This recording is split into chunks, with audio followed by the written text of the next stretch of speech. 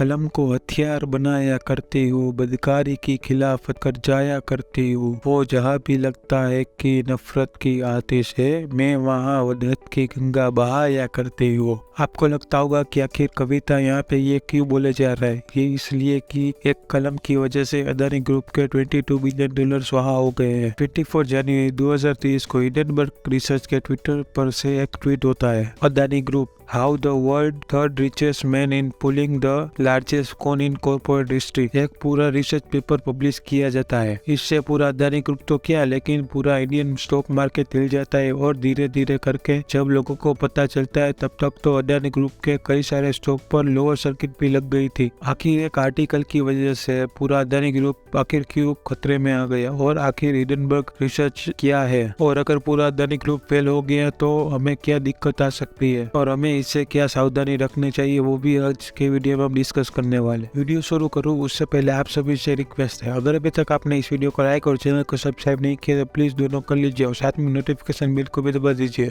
क्योंकि यहाँ रोजाना ऐसी इंटरेस्टिंग वीडियो लेके आता है। और साथ ही साथ आप हमें इंस्टाग्राम पर भी फॉलो कर लीजिए। और बिना किसी देर का आज का वीडियो शुरू करते हैं।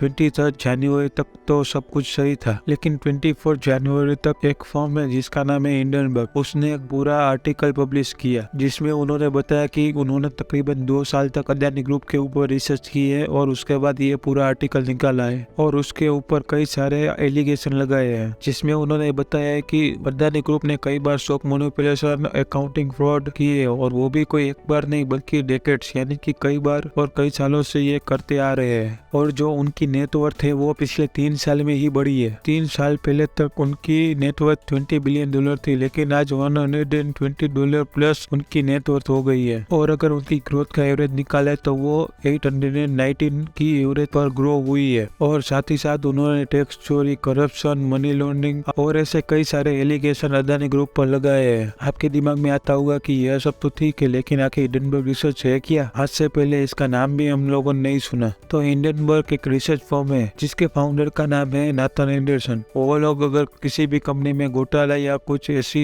उसे दिक्कत नजर आती है तो उसके ऊपर वो पूरी रिसर्च करते हैं, और जो कंपनी बाहर उसे लाना नहीं चाहती वो इसे बाहर लाके पूरे पब्लिक के सामने उसे रख देती है। वो कोई यह करके चैरिटी नहीं कर रहे हैं, बल्कि वो उसमें शॉर्ट पोजीशन लेते हैं। यानी कि अगर किसी भी कंपनी का उन्होंने रिसर्च पेपर फाइल किया और उस कंपनी का अगर दाम गिर गया तो वो उसमें से पैसे कमाएंगे। उन्होंने उसके दाम गिरने पर पैसे लगाए। आज तक उन्होंने तकरीबन 30 से ज्यादा कंपनियों का रिसर्च पेपर फाइल किया है, और हर बार ऑलमोस्ट जिस कंपनी का उन्होंने रिसर्च पेपर फाइल किया था उसमें से हर बार कंपनी गिल्टी ही साबित हुई है। अब देखने वाली बात है कि अब अदानी इस बारे में क्या कहते हैं। और इस बार अदानी ग्रुप पर उन्होंने 85% डाउन की शॉर्ट सेलिंग की है, यानी कि अगर उनका मानना है कि अदानी ग्रुप का हर स्टॉक ओवर वैल्यूड है और वो 85% तक डाउन जा सकता है। अब देखने वाली बात है कि आगे क्या होता है। और हाँ, ये कोई ऐसी वैसी फर्म नहीं है जो किसी भी तरह से अपना रिसर्च पेपर फाइल कर देती है। वो एक प्रॉपर फर्म है जो पूरी रिसर्च करके किसी भी चीज की डिक्लेरेशन देती है, और इसी वजह से इन्वेस्टमेंट की दुनिया में इसे बहुत ज्यादा प्रिसाइजली माना जाता है। और कई सारे बड़े बड़े इन्वेस्टर भी इसे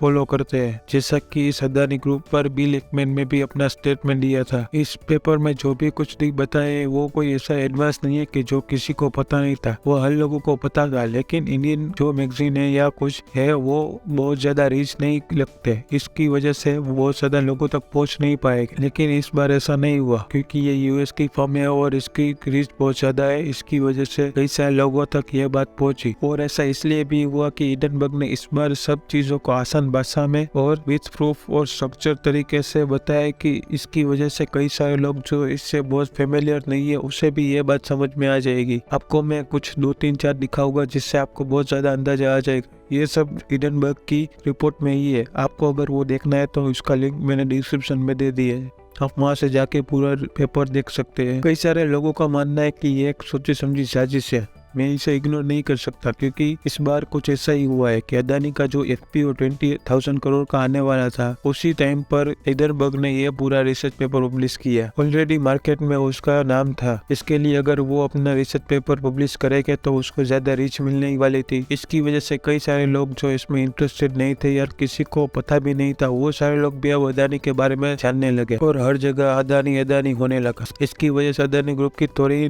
नेगेटिव पब्लिसिटी भी होने लगी। अदानी ग्रुप की सारी कंपनियां ओवर वैल्यूड है, ऐसा हर जगह बात होने लगी और जो लोगों के पास उसके शेयर थे वो लोग सोचने लगे कि अब हमारी कंपनी के जो भी शेयर है वो बहुत से डाउन जाने वाले, इसलिए वो लोग भी पैनिक सेलिंग करने लगे और इसकी वजह से अदानी के कई सारे शेयर पर लोअर सर्किट भी लगने लगे और इसकी वजह से पूरे मार्केट में अफरा तफरी का माहौल होने लगा। कई सारे लोग सोच रहे होंगे कि अब अदानी के सारे स्टॉक का प्राइस 0 हो जाएगा और इसकी वजह से हमारे सारे स्टॉक भी 0 हो जाएगी। आप टेंशन मत लो, ऐसा कुछ भी नहीं होने वाला, क्योंकि अगर आप ये चार्ट देखोगे तो आपको पता चलेगा कि अदानी के पास ऑलमोस्ट हर कंपनी की 70% से ज्यादा ओनरशिप है और अगर आप रिपोर्ट भी ध्यान से पढ़ोगे तो आपको पता चलेगा कि ऑलरेडी अदानी ने दूसरी कंपनी से भी इसमें इन्वेस्ट करा है, वो भी उसकी कंपनी, यानी कि 10% और जोड़ लो, यानी कि 80% कंपनी अदानी के पास ही है। मार्केट में सिर्फ 20% शेयर जो है जो अवेलेबल ट्रेड के लिए है। अगर कोई बेचना चाहेगा तो कितना बेचेगा, 20% से ज्यादा तो वो बेच नहीं पाएगा, इसलिए स्टॉक फिर से उठने ही वाले हैं।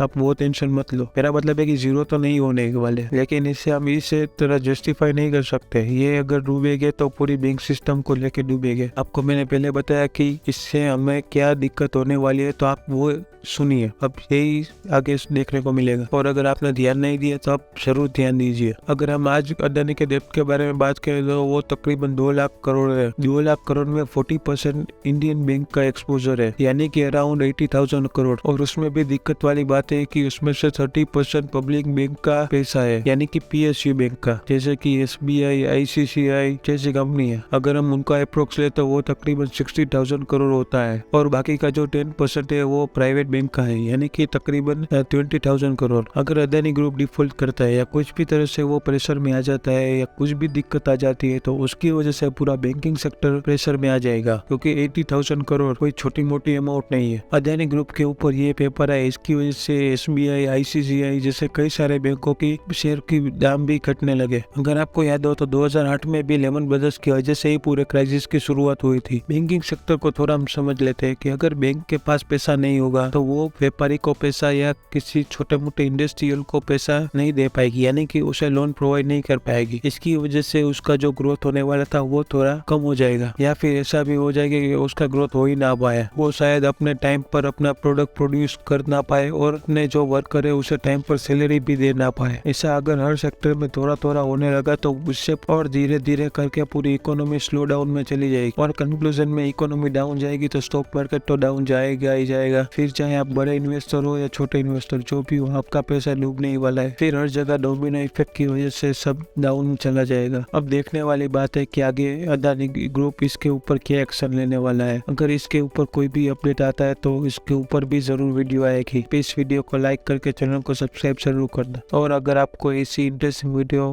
दोबारा देखनी है और आपको अगर कुछ और टॉपिक के ऊपर देखनी है तो आप हमें कमेंट करके जरूर बताना। Thanks for watching.